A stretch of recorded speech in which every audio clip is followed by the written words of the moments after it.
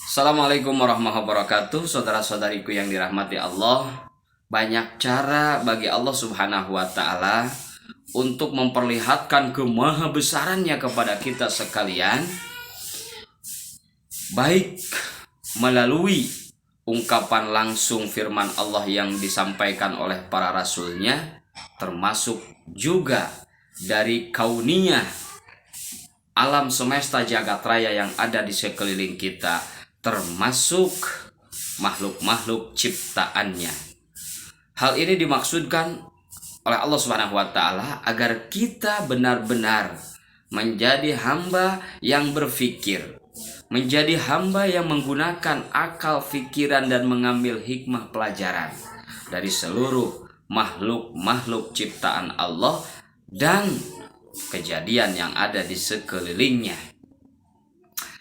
Itulah yang melatar belakangi kenapa salah satu judul surat di dalam Al-Quranul Karim ada yang berjudul dengan sebutan surat An-Nahl, yakni urutan surat ke-16 dalam Al-Quran, dan insya Allah pada seri ke-17 ini akan coba kita angkat bersama-sama meskipun sekilas. Saudara-saudariku yang dirahmati Allah subhanahu wa ta'ala, An-Nahl, As-Sabuni mengatakan hiya hasratun dhaifah. Nahl itu atau lebah, makhluk melata yang amat kecil bentuknya, tapi wafiha ajaib badi'ah wa umurun goribah.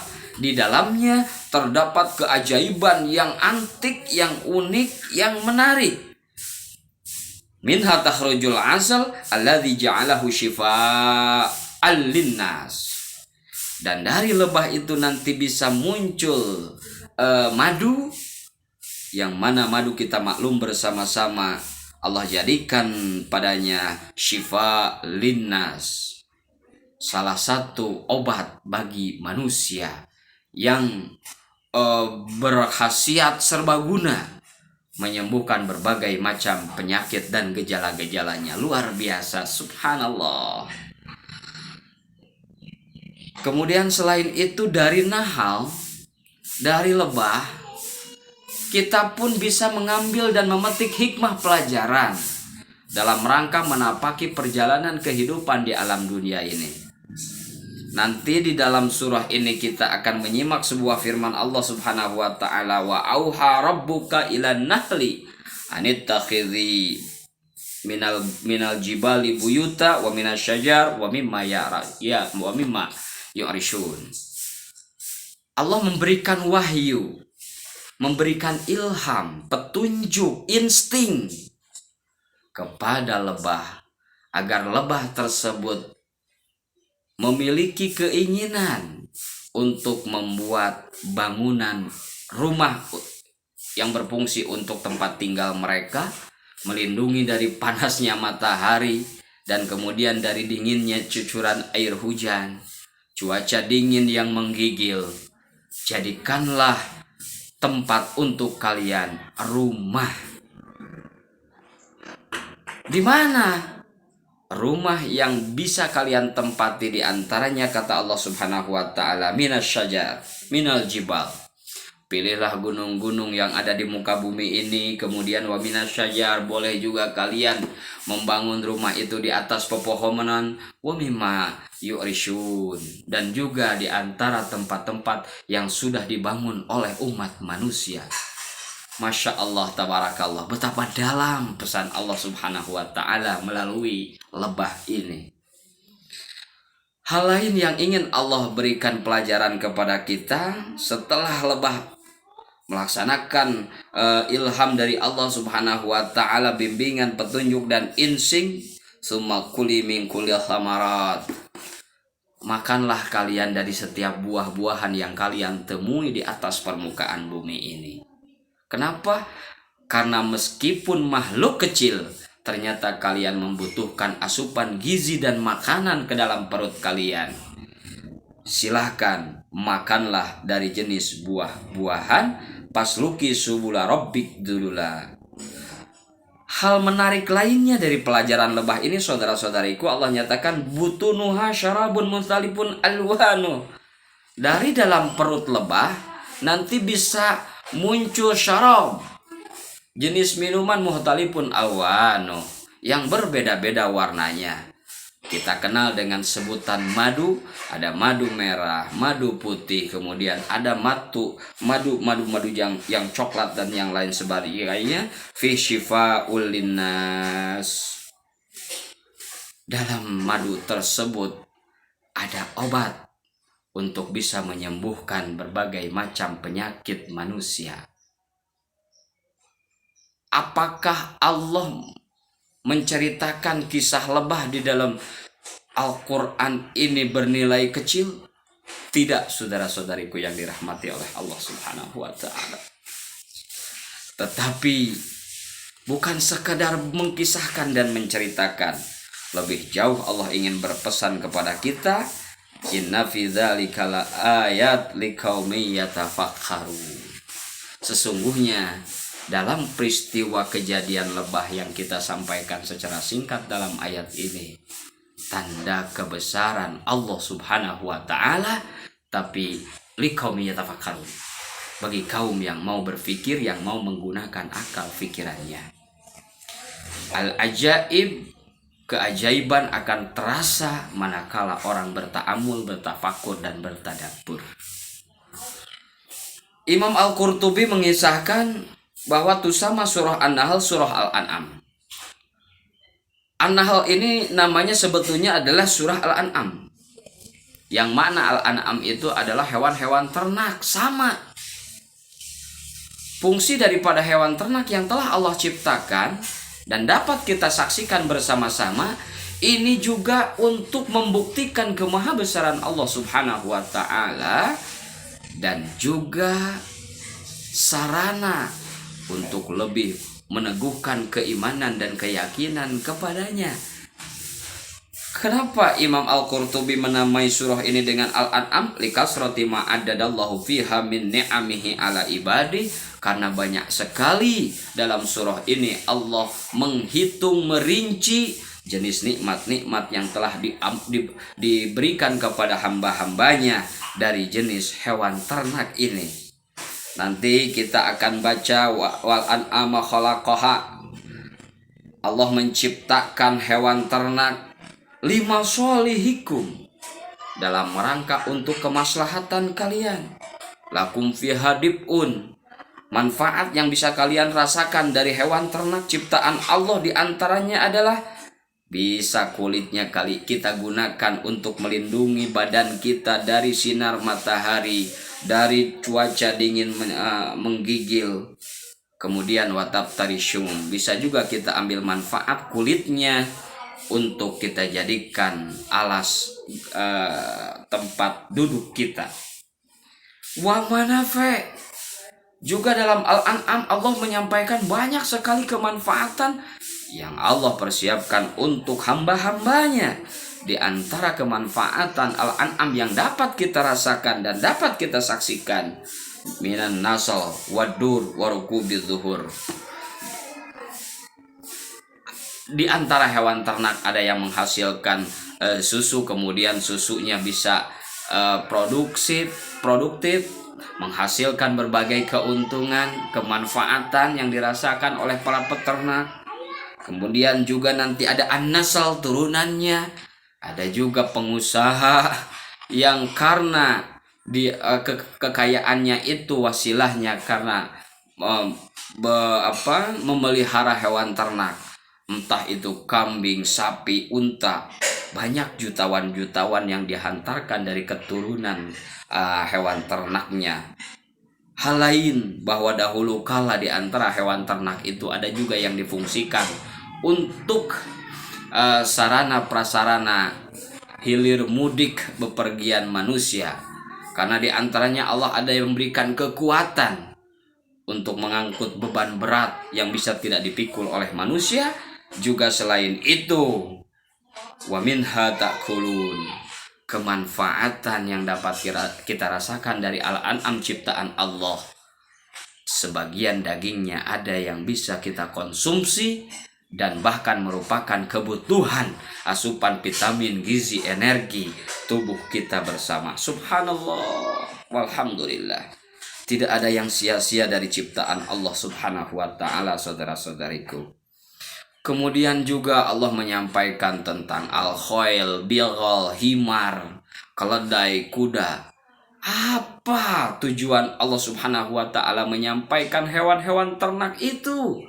Wa fil an'ami lakum ayah. Dalam hewan ternak terdapat tanda keagungan kebesaran Allah Subhanahu wa taala, dengan catatan bagi orang-orang yang mau mentafakurinya. Dengan kata lain, saudara-saudariku, tidaklah Allah menciptakan sesuatu melainkan mengandung hikmah, bahan untuk kita tadaburi dan tafakuri bersama-sama. Saudara-saudariku yang dicintai oleh Allah Subhanahu wa taala, kemudian secara umum dalam surah An-Nahl atau Al-An'am ini, bahwa kita maklum di dalamnya menghantarkan kita kepada sebuah tema besar dalam akidah Islamiyah, yakni bagaimana kita menanamkan tauhid uluhiyah. Kemudian juga disampaikan tentang wahyu.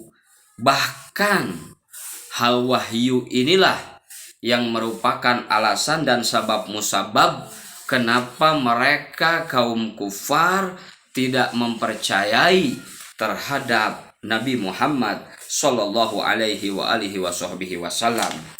Sebagaimana Imam Ibnu Abbas radhiyallahu taala anhu, beliau menyampaikan sabab nuzul daripada ayat pertama surah An-Nahl ini, lama nuzila qauluh iqtarabatis saah, ketika turun firman Allah Subhanahu wa taala yang berbunyi iqtarabatis saah, tak lama lagi akan terjadi kiamat. Ini kita temukan nanti dalam surat Al-Qamar ayat pertama. Qala al-kuffaru ba'duhum li ba'din, orang-orang kafir yang menyimak itu malah berkata kepada temannya yang lain, inna Muhammad yaz'amu annal qiyamah qad iqtarabat. Saudara-saudara, Muhammad menyangka bahwa kiamat akan segera tiba. Oleh karena itu, mari kita berhenti sejenak dari aktivitas masing-masing. Kita tunggu, kita lihat terbukti atau tidakkah ucapan yang disampaikan oleh Muhammad tersebut. Beberapa hari mereka menghentikan aktivitasnya karena menanti dan menunggu apa informasi yang telah disampaikan oleh Rasul Shallallahu Alaihi Wasallam. Tapi waktu berjalan, hari berganti, kiamat belum kunjung terjadi. Karena belum terjadi itulah qalu, mereka berkata, wahai Muhammad, ma nara syai'an mimma tukhawwifuna bih. Kami tidak melihat bukti dan fakta apa yang kau ucapkan itu benar. Beberapa saat yang lalu kau mengatakan iqtarabatis saah, kiamat akan segera datang, kiamat tidak akan lama lagi. Tapi hari ini kami sudah menantikannya, kok belum tiba-tiba juga wahai Muhammad. Oleh karena itu, ini menjadi keyakinan bagi kami untuk mengingkari engkau sebagai utusan Tuhan, utusan Allah Subhanahu wa taala. Innalillahi wa inna ilaihi raji'un. Gara-gara kejadian itulah maka Allah menurunkan firman-Nya, ata amrullahi fala tasta'jiluh. Ata, pasti datang. Amrullah, kiamat, salah satu yang telah disampaikan dan ditetapkan oleh Allah. Fala tasta'jiluh. Tidak usah kalian mengharap untuk segera terjadinya kiamat tersebut. Ini jawaban Allah Subhanahu wa taala bagi orang-orang kafir yang tidak meyakini, tidak mempercayai terhadap penyampaian wahyu yang disampaikan oleh Nabi kita Muhammad sallallahu alaihi wasallam. Adapun bagi orang-orang yang beriman terhadap keberadaan kiamat, saudara-saudariku, meskipun tidak ada yang tahu kapan persis terjadinya itu kiamat, dapat kita simak dari susunan kata yang digunakan oleh Allah dalam Al-Quran. Ata amrullah. Ata ini berupa fi'il madi. Imam Al-Fakhrur Razi mengatakan, la makana wajib al-wuku, la mahala ubiro anhu bil maldi. Setiap perkara yang pasti terjadi, meskipun entah kapan itu terjadinya, biasa-biasanya Allah Subhanahu wa taala menggunakan ibarat fi'il madi. Contoh soal dalam hal kiamat ini Allah menyampaikan dengan kalimat ata. Kenapa tidak ya'ti? Akan datang. Ata fi'il madi sudah datang. Ata ini kita tahu bahwa bentuk fi'il madi mu'tal bina nakis karena di akhirnya terdapat huruf illat. Di atas lam fi'il terdapat huruf illat. Ala kulli hal bahwa ini fi'il madi. Apa hikmahnya Allah menggunakan ibarat fi'il madi sementara hal itu belum terlaksana? Kata Imam Fakhr Razi maknanya adalah tahakkuk, meyakinkan keyakinan kita bersama bahwa sesuatu yang menggunakan istilah fi'il madi itu pasti akan terjadi. Fala tastakjilu, meskipun kita tidak tahu kapan itu kiamat, tapi hendaknya tidak usah kita mempercepat datangnya kiamat. Cukup kita meyakini. Dalam ayat lain nanti akan kita simak firman Allah, yas'alunaka anis sa'ah. Mereka bertanya tentang kiamat, jawablah bahwa kiamat adalah urusan Allah Subhanahu wa taala. Hal lain saudara-saudariku, sebetulnya banyak petikan faidah yang bisa kita ambil sepanjang surah An-Nahl ini. Di antaranya yang menarik bagi perhatian Al-Faqir pada bagian akhir surah An-Nahl ini Allah menyampaikan pesan kepada Nabi dan kepada kita sekalian bahwa ud'u ila sabili rabbik bil hikmah wal mau'izatil hasanah wajadilhum billati hiya ahsan. Konsep dakwah yang disampaikan oleh Allah patut untuk kita amalkan bersama-sama, wabil khusus kepada para duat, para juru dai sekalian, bahwa dakwah adalah mengajak bukan mengejek, merangkul bukan memukul, mendekatkan bukan menjauhkan.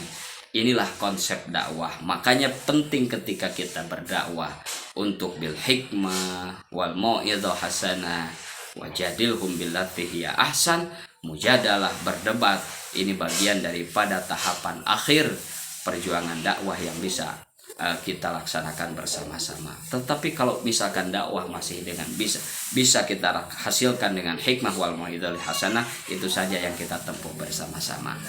Ini saja sebagian kandungan yang terdapat dalam surat An-Nahl. Mudah-mudahan kita bisa memetik hikmah dan pelajaran di dalamnya. Wallahu a'lam bishawab. Assalamualaikum warahmatullahi wabarakatuh.